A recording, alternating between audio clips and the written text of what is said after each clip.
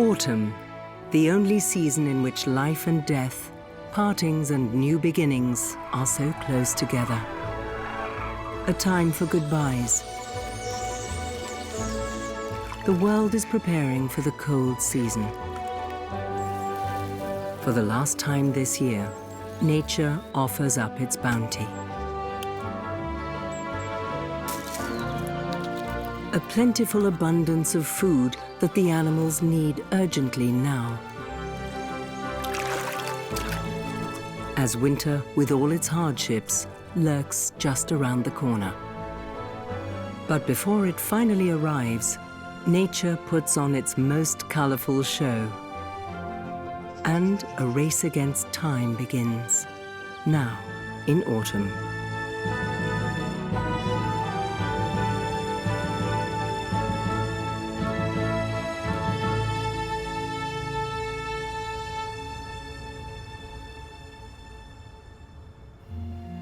September sees the start of the year's most dramatic upheaval.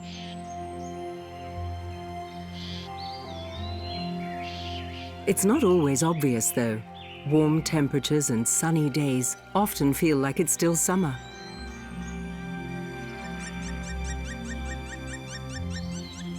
But the nights are definitely longer and cooler. A signal for animals and plants that times are changing. And there is a tremendous challenge ahead for many. A typical feature of early autumn are the countless silken threads covering fields and trees. They're part of the survival strategy of young spiders, millions of which are now looking for a new habitat.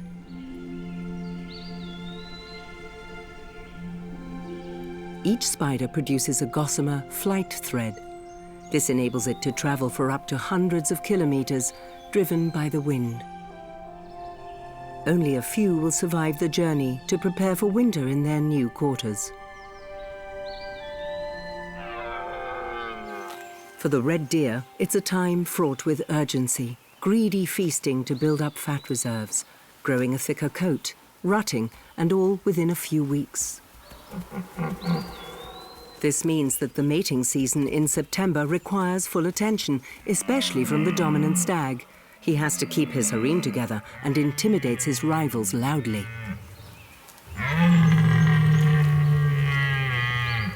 Unlike the does, he has very little time to eat, and by the end of the rut, he's emaciated and exhausted.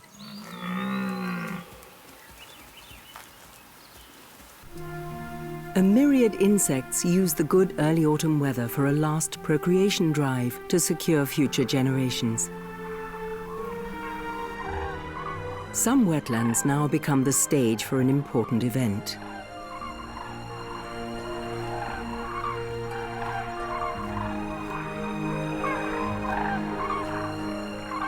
The loud arrival of the cranes is unmistakable.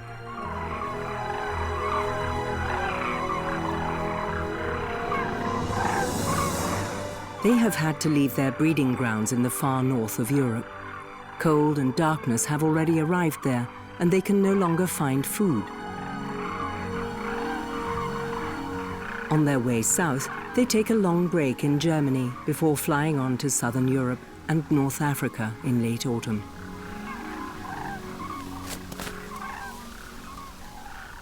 They need a great deal of food to help them cope with the rigors of their upcoming, exhausting onward journey.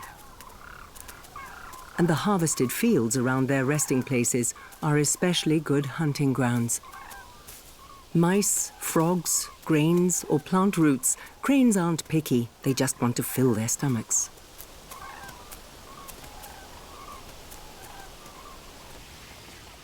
The wetlands and lakes offer a wide variety of food. It's hardly surprising that countless waterfowl settle here.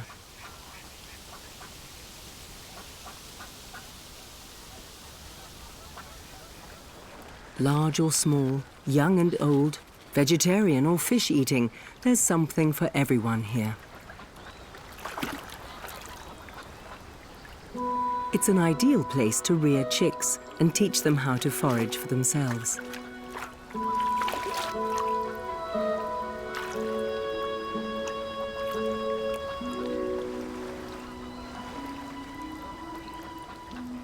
An abundance of freshwater fish makes it easy to rear young waterfowl here.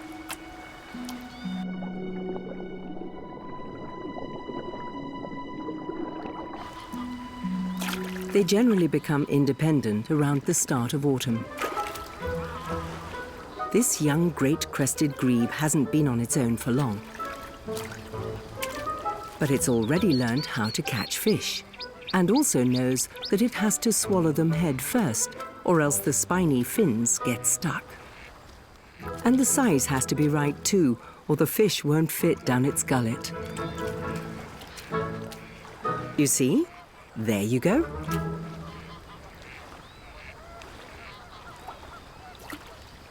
In Central Europe, great crested grebes and coots are known as resident birds, as they can find enough food here even in the cold season. Lapwings, on the other hand, are short-distance migrants, stopping over in autumn on their way to the Mediterranean. Only in very mild winters will these climate-sensitive birds stay on here.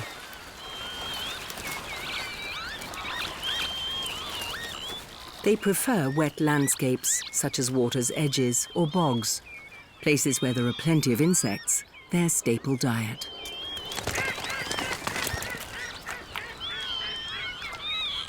Only at the onset of frost will the flock begin their journey south.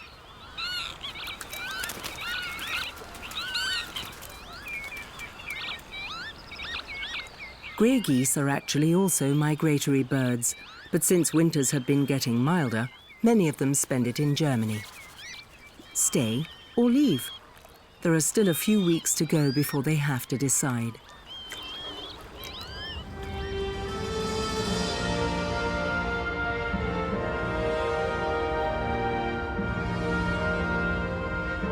The warm, sunny days have ripened the last of the fruit. For humans and animals, it's harvest time.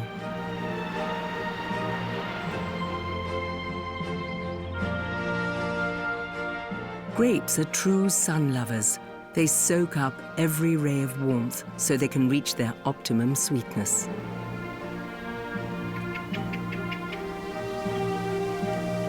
In the fruit orchards, ripe apples reach their harvest peak.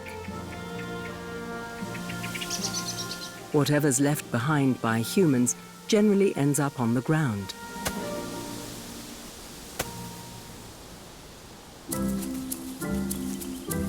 Hedgehogs are more interested in insects, snails, and earthworms.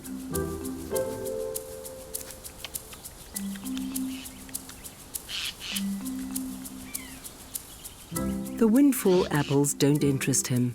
Hedgehogs usually don't indulge in plant matter.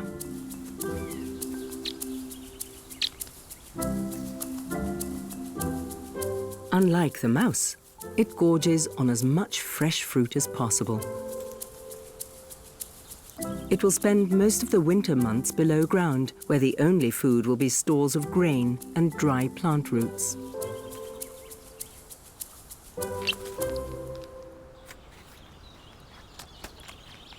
Even deer are attracted by the plentiful fruit.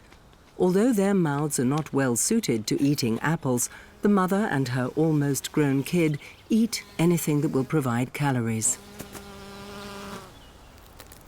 The same goes for insects, such as wasps and hornets.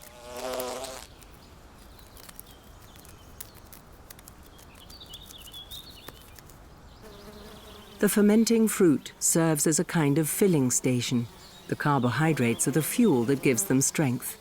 The intensely sweet aroma attracts them in droves.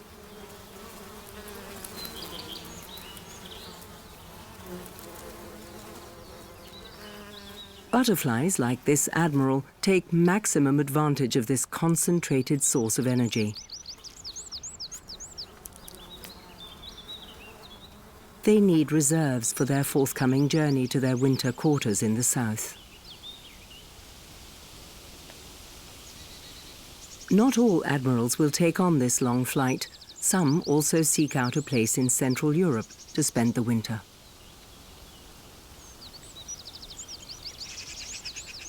It's a risky decision. They can only survive here if the winter is mild.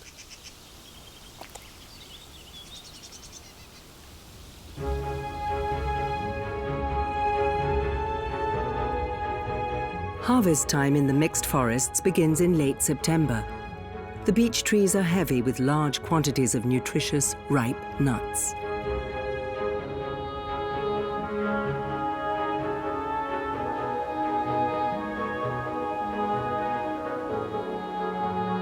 In some years, the trees carry an excessive number of beech nuts.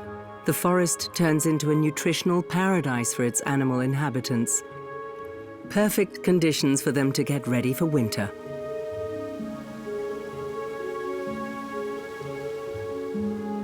This intensive fruiting only occurs every few years and produces a vast number of seeds.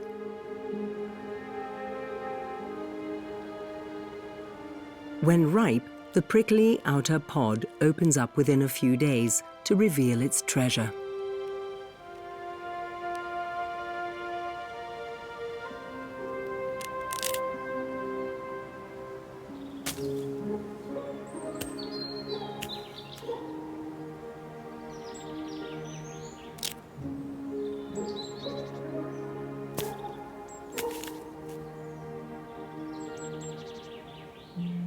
The little beech nuts consist of around 40% fat, high-calorie nourishment, especially for rodents and birds.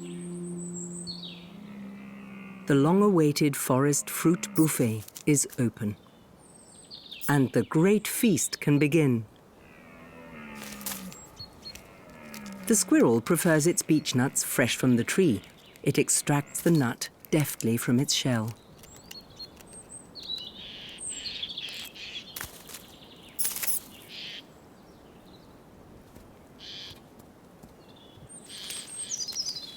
The yellow-necked field mouse is in a hurry. Its pantry has to be well stocked for the coming winter.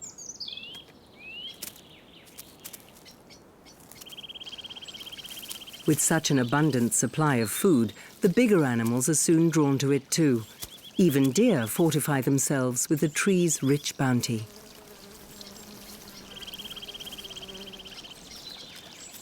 Red deer usually live in herds with strict gender separation. Females and young deer have no antlers. They form and live in doe herds, led by an experienced matriarchal female, the alpha doe. Now in September, they're joined by the stags. But only the strongest, the dominant male, stays with the does and may mate with them. Despite the rutting season, the animals must still feed themselves up to create fat reserves for winter.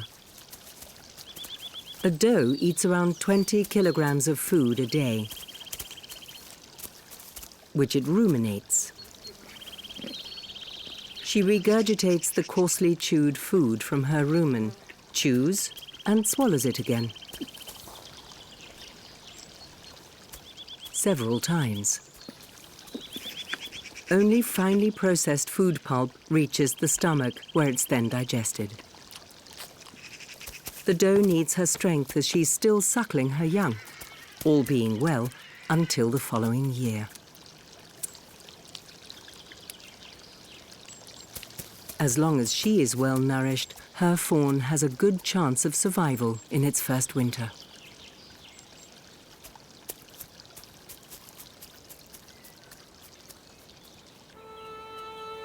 The same goes for the doe and her fawn in the orchard.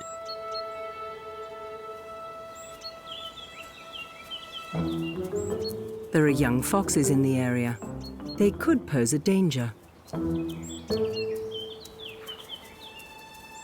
The deer keep a wary eye out, just in case. But the playful instincts of these young foxes prevail. They're still much too young and inexperienced to hunt deer. They prefer to watch the doe and her fawn from a safe distance. And they're skittish. Even a little deer hop sends them scuttling.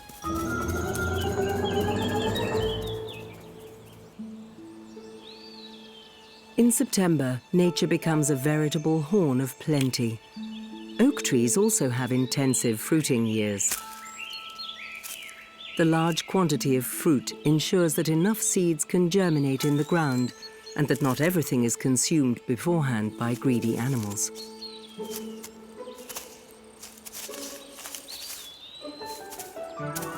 squirrels eat almost anything: berries, bark, nuts, worms, fledglings and eggs. It's using this year's glut of acorns to stockpile for the winter. It checks the acorns one by one. Bad ones are quickly rejected.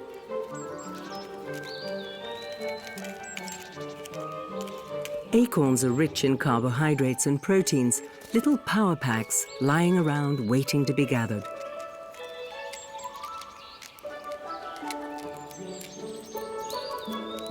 But they do have to keep if they're to fulfill their intended purpose.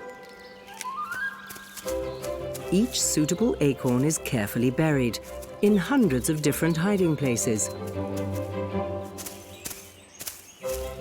Supplies for the cold period, because the squirrel goes into hibernation, waking up from time to time to eat. Its good sense of smell helps it find the hidden acorns again. But some of them it forgets. These then germinate, making the squirrel one of the forest's most important tree planters.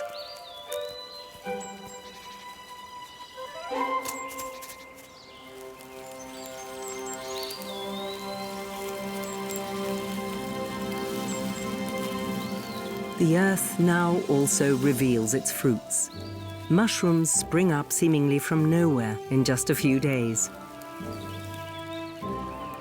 The visible mushroom caps are only a small part of the whole organism. The main part, the thread-like mycelium mass, proliferates invisibly underground.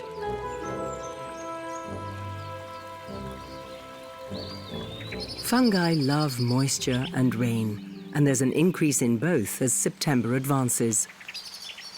From October onwards, autumn often has a fickle face. Low-pressure areas spread out across the country, bringing rainfall and even storms.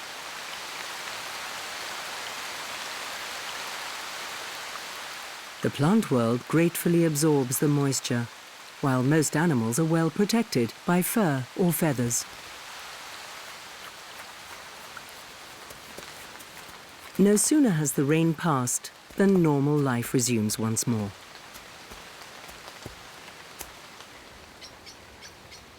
The damp forest floor is ideal for mushrooms, as well as slugs.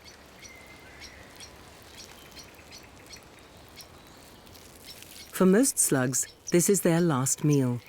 Unlike other types of snails, they die in autumn, but not before laying their eggs, ensuring that the next generation can soon hatch.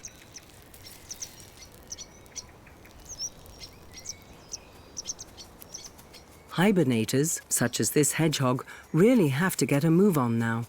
Before it hides away in its nest at the end of November, it also needs sufficient fat reserves to ensure survival during the long winter. And protein-rich slugs come in handy. There are only another couple of weeks left for the hedgehog to hunt the smaller forest creatures.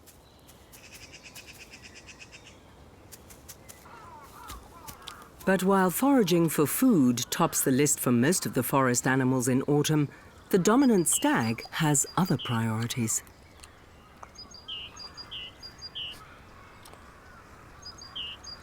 He repeatedly checks whether a female is ready to mate. As imposing as he may appear, he's not the head of the doe herd. He's more of a tolerated suitor who has beaten the competition.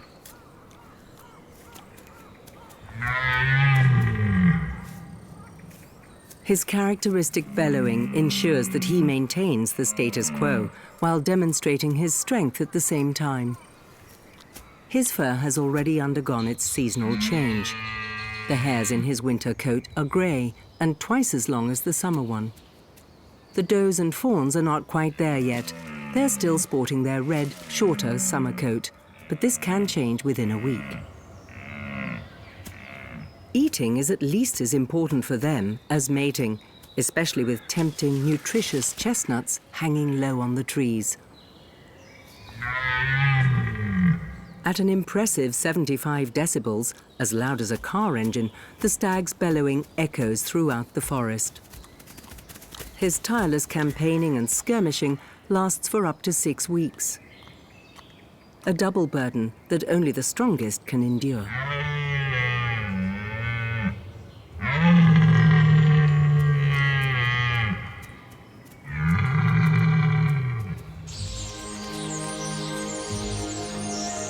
Autumn is a spectacular time for nature in all ways. Flocks of starlings populate the skies. They're gathering for the convoy to the south. They seek out places in the reeds to sleep where they'll be safe from their enemies at night. Starlings stay in the protection of their murmuration. These number hundreds and sometimes even thousands of birds. The cranes also move from their daytime feeding grounds to the marshlands every evening. They fly in V-shaped formations, with the leader changing regularly. This saves energy, especially over long distances.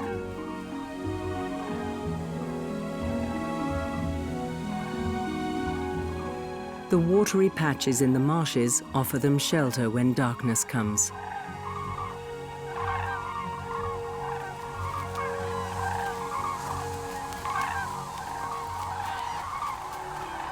The famous crane dance doesn't only happen during the spring mating season. In other seasons, it also serves to confirm their togetherness. Cranes usually mate for life.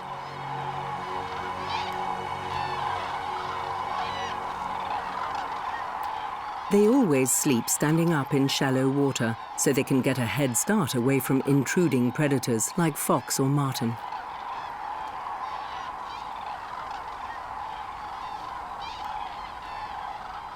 The transition to autumn is usually gradual and goes largely unnoticed by humans at first. But sometimes the change of seasons is sudden, almost overnight.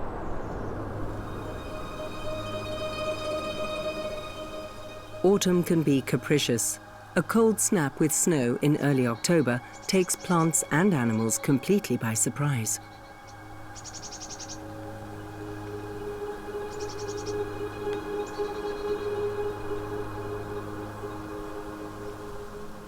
Their final winter preparations now have to be speeded up.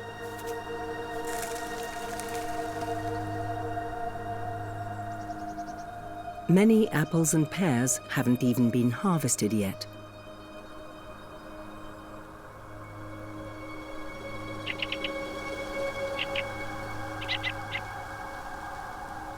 An early winter onset like this is rare and creates additional stress for the orchard dwellers.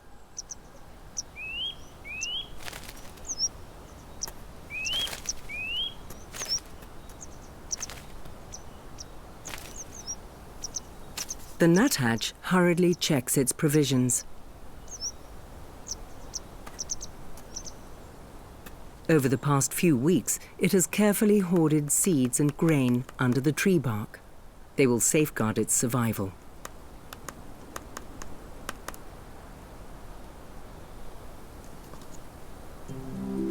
The snowfall stops as quickly as it began.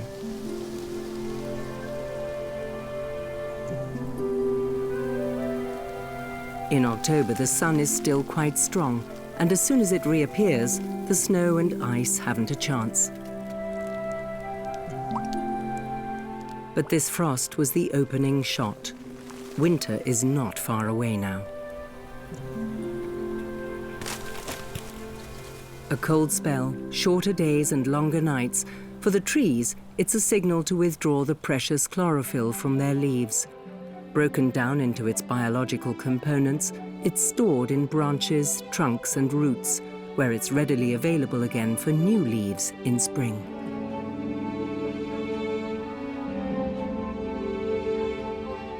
With the green gone, other colors appear in the leaves.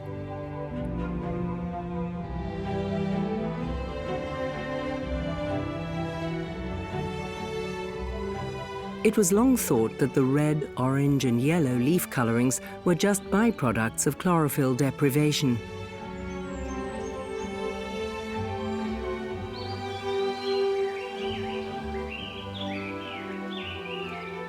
But energy is still produced by photosynthesis in the colorful leaves, although in smaller quantities. Anthocyanins, the red pigments, are actually only produced in autumn and have an important role to play. They protect the leaves from the autumn sunshine while ensuring that sunlight can still be converted into energy.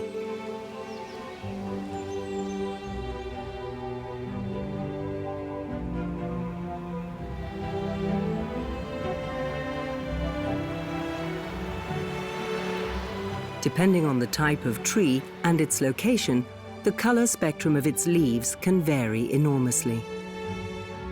Whether it's an Indian summer in North America, the momiji in Japan, or a golden autumn in Germany, all over the world this is considered one of the most beautiful times of the year.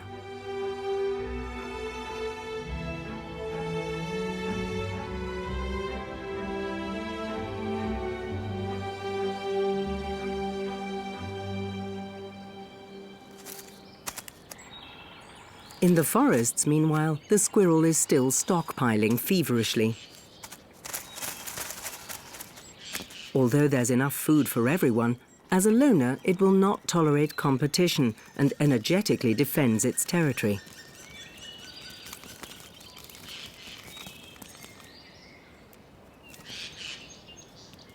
Once the intruder is chased away, the squirrel can finally return to its main concern. It buries its treasures in seeming safety. Dig the hole, put in the food, cover it up. The caching procedure is always the same.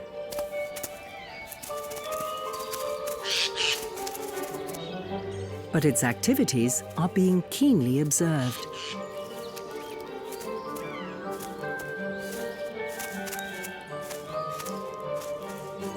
The jay also buries its winter reserves in the ground. Perhaps that's why it's so interested. The squirrel works tirelessly to secure its winter stocks.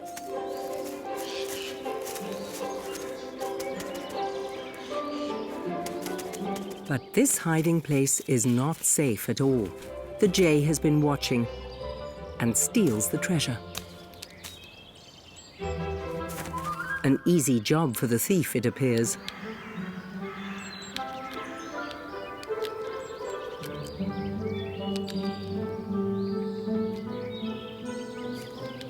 But will that trick work again?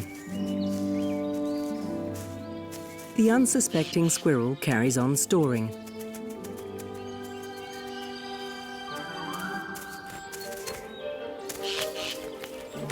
And his hiding place is raided once again.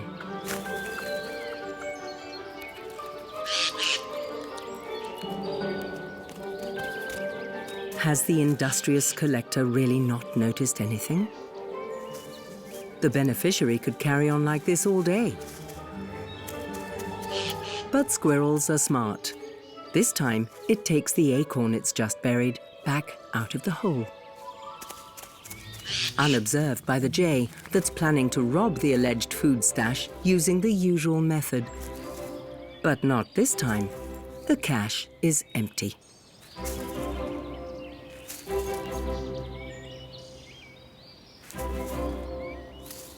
And while the squirrel quietly gets on with burying its supplies, the jay is still digging away fruitlessly for the loot. The winner of this cat and mouse game this time is definitely the squirrel.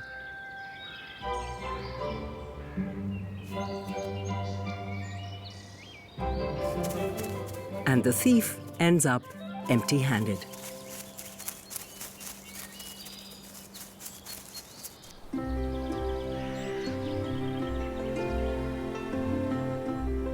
In October, temperatures begin to drop further as troughs of low pressure bring in cool air from the Atlantic.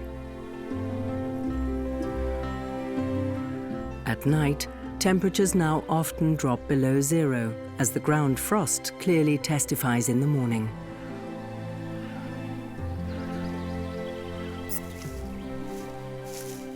In this colder weather, the mouse now seldom leaves its padded underground nest. But when breakfast is right on the doorstep, it's worth venturing out to replenish one's energy reserves.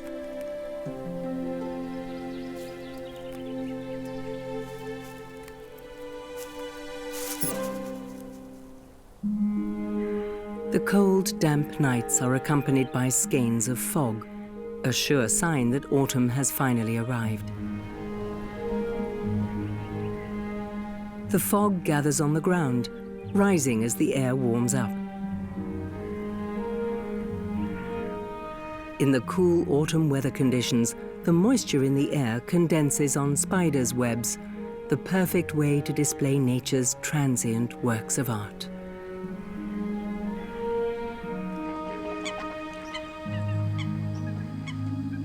Where there's water, the fog is slower to disperse. The grey heron targets fish in shallower waters.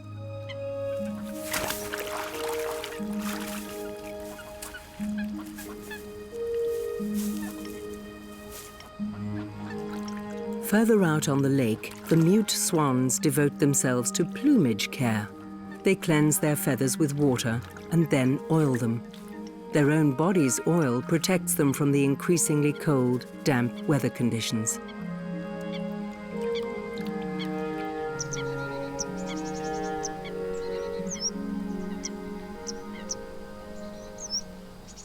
In the reeds, a blue tit goes hunting for insect larvae that have hidden away in the hollow reed stalks to hibernate.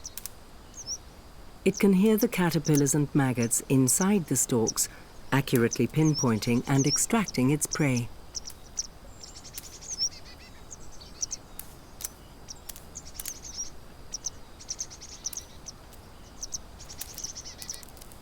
Bearded tits also mainly eat insects, at least most of the year. But in autumn, when large quantities of seeds are ripe, they'll switch to grain as a source of food.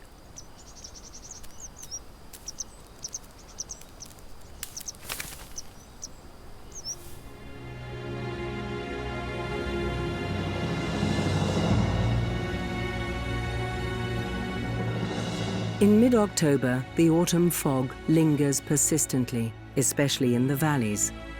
Atmospheric inversions can cause a thick sea of cloud.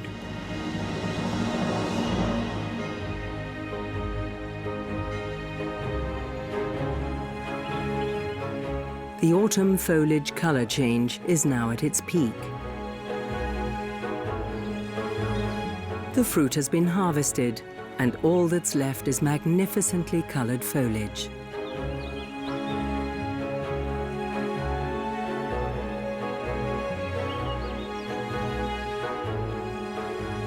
There's a final blaze of color before the leaves fall.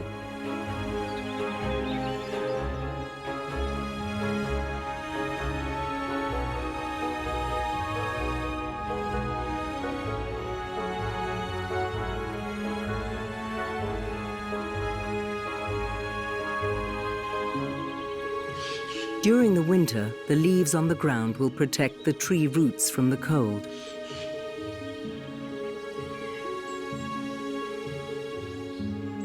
Although it's a radiant farewell to life, it's also a time of great splendor and opulence. Just one of the many contradictions of this season.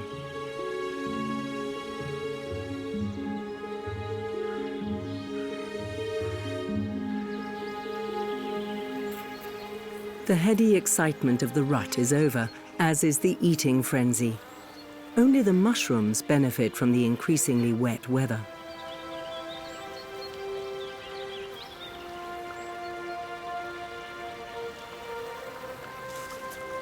Most amphibians are now on the lookout for a safe shelter where they can spend the winter in torpor, including the fire salamander.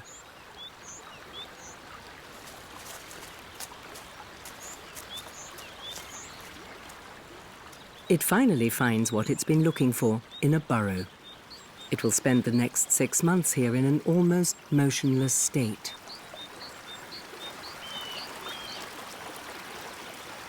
It is noticeably colder, and by the end of October, leaves begin to collect on the banks of the forest stream.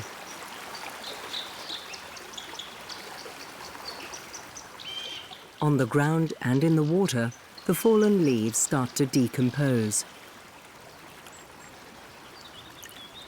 The dipper has an easy time of it now. It doesn't even have to dive. It simply picks the insects off the leaves and grasses.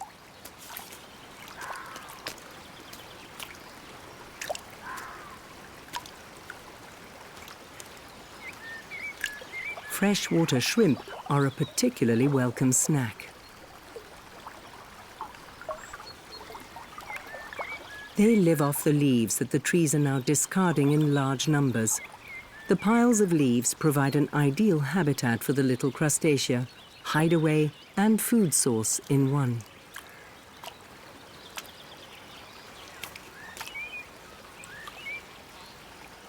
The dipper isn't fussy. It will even eat centipedes.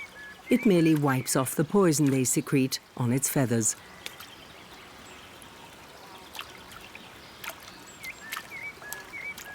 After that, it's quite safe to eat.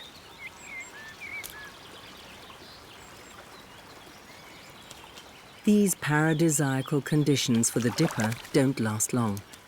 Once the autumn leaves have rotted and sunk, it has to dive back into the icy water.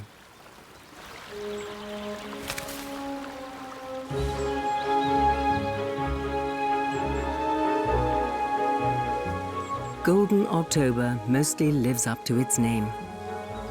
Beech and oak leaves remain on the trees for a long time, forming a protective roof for a while.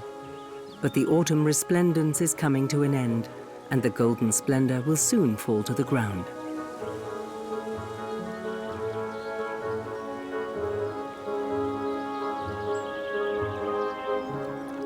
In the cool, shady forests, the decomposition cycle begins especially quickly.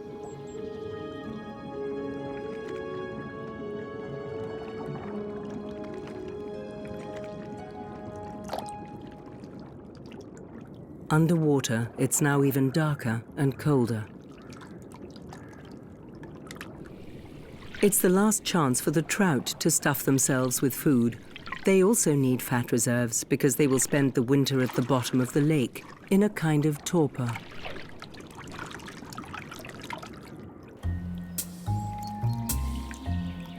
In October, many insect species will often hatch again in the water, the final round of procreation before the parents die or hide away for the winter.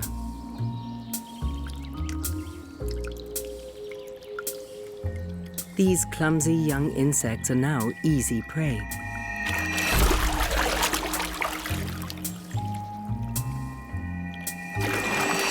Especially for trout and other fish.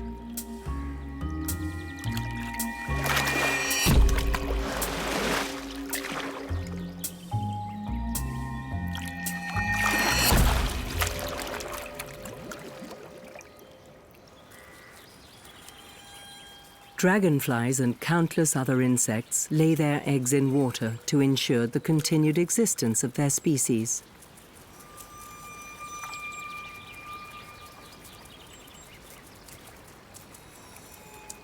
The offspring hibernate as eggs or larvae.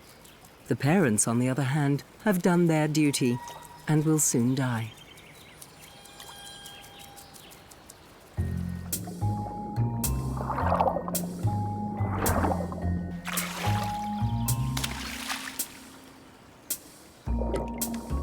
Both underwater and on the surface, it's now a race against time.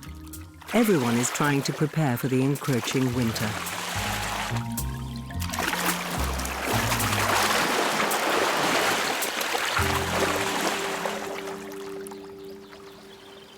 The forests become quieter. As it advances, autumn brings with it the cold.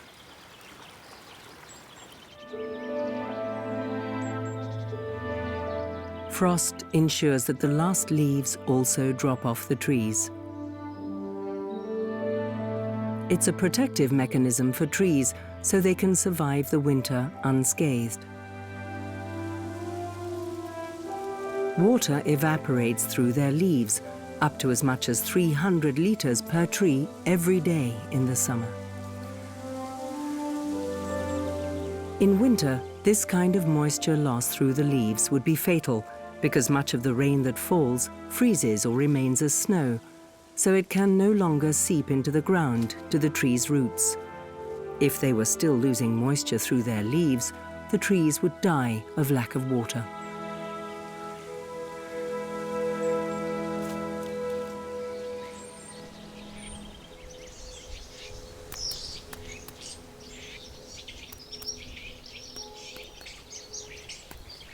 There's only a little fruit left on the bare trees, and it attracts hungry takers. Migrating birds such as the starlings feast on the sweet fruit, stocking up on energy for their flight southwards.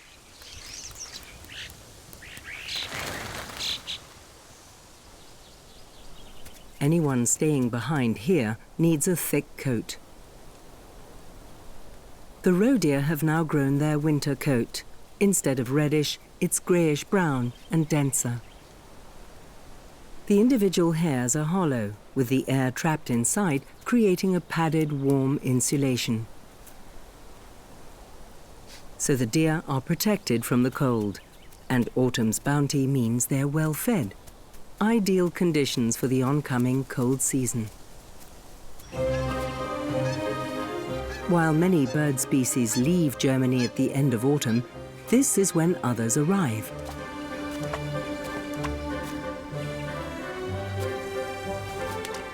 Migrating birds from the Arctic rest here, and winter visitors from the north and east take up temporary residence here too.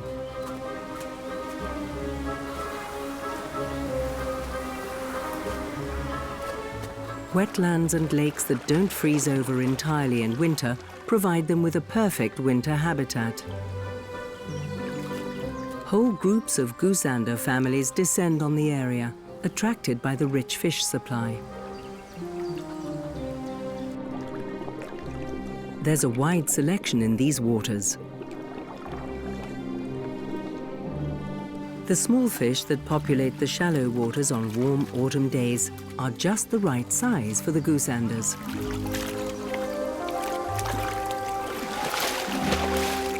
They don't have to dive deep to be successful.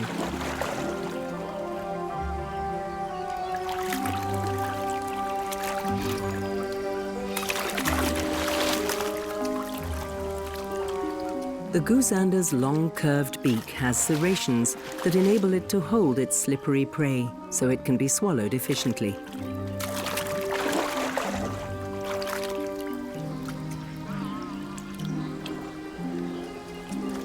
Goosanders are really professional fishing experts.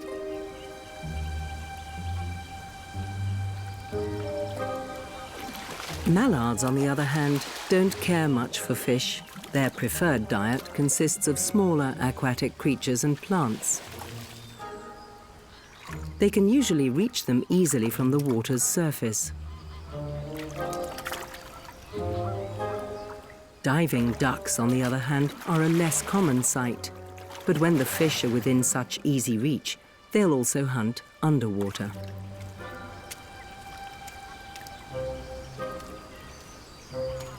But how is one supposed to eat the fish once it's caught? Their beaks and gullets aren't designed for this kind of catch. Maybe crunching and shaking it could help? Their beaks aren't really well suited to holding slippery prey, so this drake can snatch it away quite easily. He has trouble with the fish too, but mallards are omnivores and opportunists, and a juicy meal like this will help build up its fat reserves.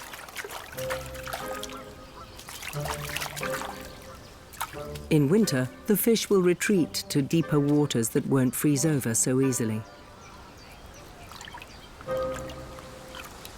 The grey heron mostly hunts from the shore.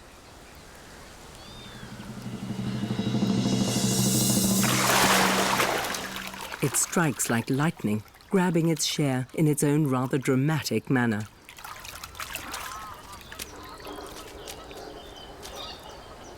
Most grey herons stay on in Germany through the winter, foraging in the fields and forests. But as long as the water hasn't frozen over, there's plenty of food for them here. They have to be constantly vigilant. Any rustle in the reeds could signal danger.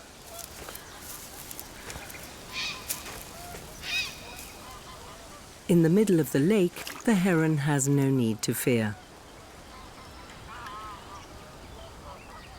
The fox's big catch got away. Perhaps he should try fishing himself. There are shoals of fish just below the water's surface.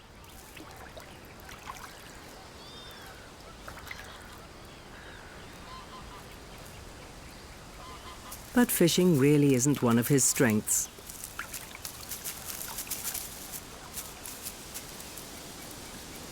Reed belts at the lake's edge offer many animals shelter and safety. Almost everywhere else, all is bare by early November.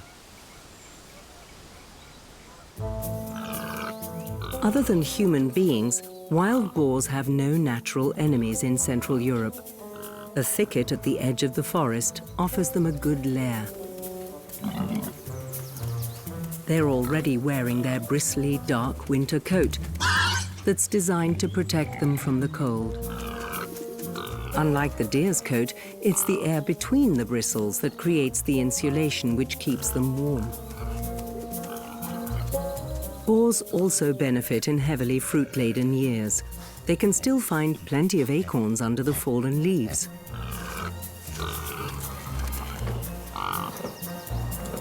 As omnivores, they can adapt to widely varying conditions.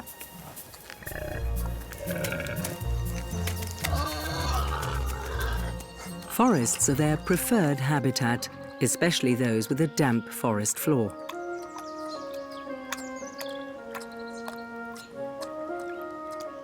They can slake their thirst in little ponds.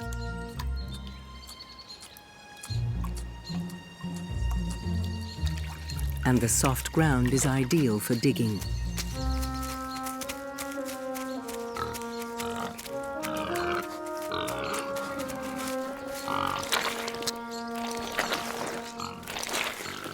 The damp mud contains an additional source of food for them, including insects, worms, and slugs.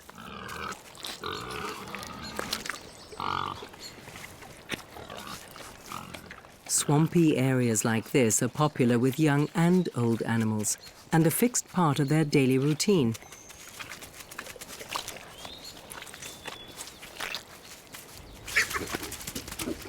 A lengthy nap in a wallow puddle is an essential factor for any wild boar wellness program. The mud bath also serves to regulate body heat and protect them from biting insects. But clearly not always that effectively. These young animals are around 6 months old. They are facing the first winter of their lives, but the prospect doesn't seem to make them any less playful. Autumn has come to an end.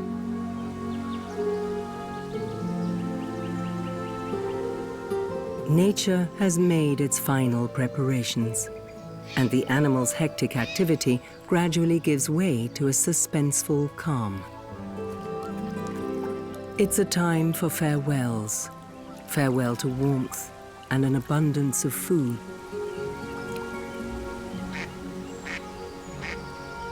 The hibernating animals are already ensconced in their frost-proof shelters, and the others have spent the past few weeks making every effort to ensure their survival in the coming months.